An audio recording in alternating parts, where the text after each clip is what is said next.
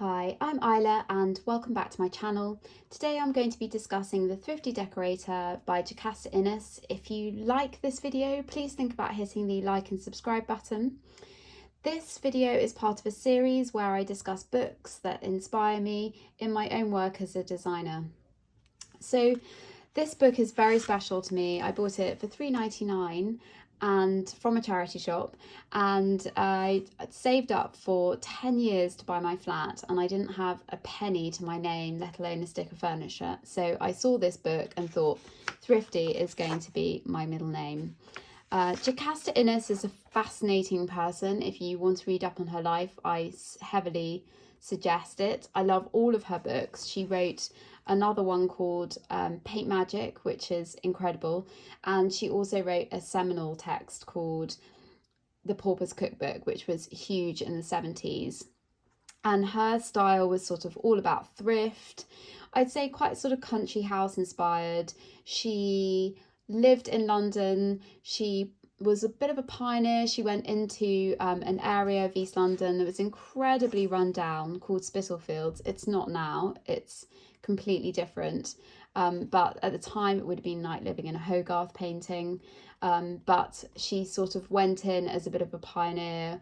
There are a few other people that went in during the 1970s, architects, Dan Cruikshank, people who really loved the area, and she sort of developed a lot of the techniques that we see in this book she used on the house, and it's an incredibly inspiring read. I had it by my bed for years, and it's something that I enjoy reading from cover to cover, a bit like a sort of Nigel Sater cookbook or something.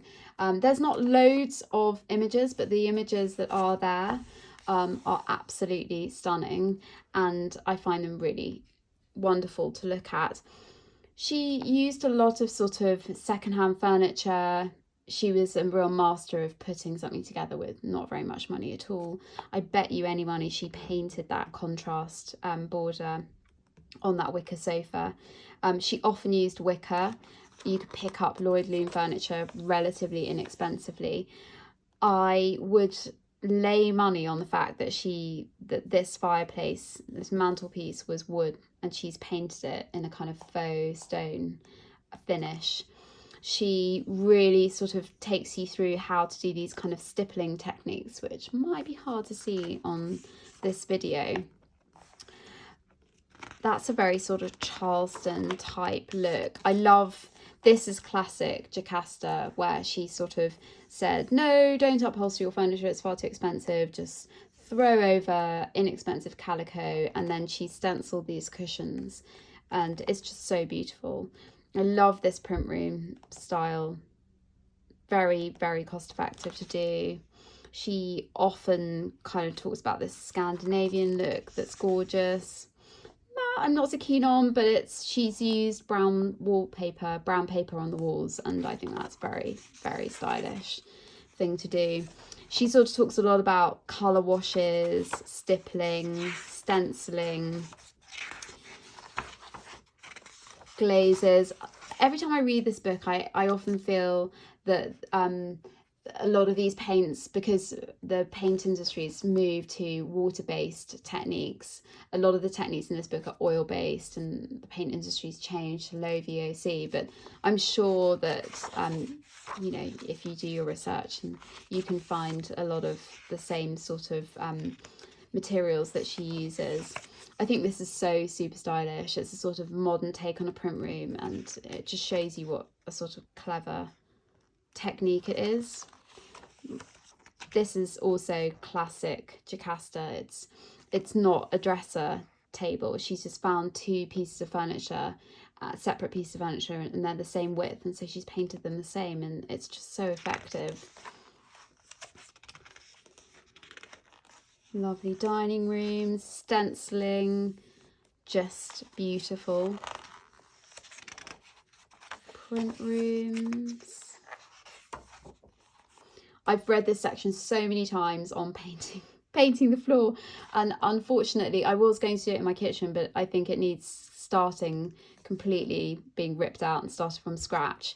But what always made me sort of not laugh, but sort of reconsider was that the instructions aren't sort of step by step. They're a little bit sort of, you know, stretch a piece of string across the room, find the middle point. But I think that was the charm of her style, that she did sort of emulate quite a lot of these kind of country house looks on a budget, and it almost didn't really matter. That was often the way in those country houses. People sort of cobbled it together, and nothing was quite, on closer inspection, it wasn't quite as grand as it seemed, and it was just a very sort of charming effect.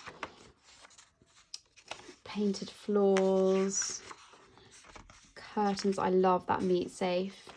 I really adore a lot of the kitchens. I'm not a fan of modern fitted kitchens, and I love the ones that she shares in this book because they feel very cozy and not your kind of cookie cutter fitted kitchen. That's just dreamy. That's very sort of Charleston house again. Just love those Laura Ashley tiles down running by the sink. Just amazing. That's, you know, that's not really my style, but I admire it because I think it's so brave and relatively inexpensive to do. Lots of, you know, curtain treatments. That's quite sort of Swedish, that swag style, with very inexpensive materials. I think there's even a bit on painting your own Roman blind, which I've always been meaning to do and haven't quite got around to. Yes, just really. I'll skip ahead and see if there's any more photos, which there are. So there's a bedroom. I love that sort of arsenic colour. It's incredible. This I just think is beautiful. It's very sort of Carl Larsson, and you know, you look at that bow, it's not perfect inside. She was just very brave and kind of went for it. And look, there's a little cat down there as well. And whenever I read this book, I just think my overriding feeling is that I need to be braver in what I do. And look at that bathroom. You could just have that now. That plaster pink colour is so fashionable. Loose covers. I'm not sure I could tackle loose covers. Every time I read this section, I think, it's just quite an undertaking. Rush seating, doing all of that I just think is so clever. Look at that lovely window treatment and that sort of frieze that she's painted. I love that she describes the sisal flooring as being like the most extravagant thing because it's new. Her one sort of splurge. This I think is absolutely genius, so timeless and so effective on, I would have cost merely a few pounds to do that technique, and it looks like Fornasetti. It's incredible. Look at that. It's just so dreamy. I can't recommend this book highly enough. It's just something that really lights my fire and I enjoy every time I go back to. So let me know in the comments if you've read any of Jocasta's other books, and I'll see you next time.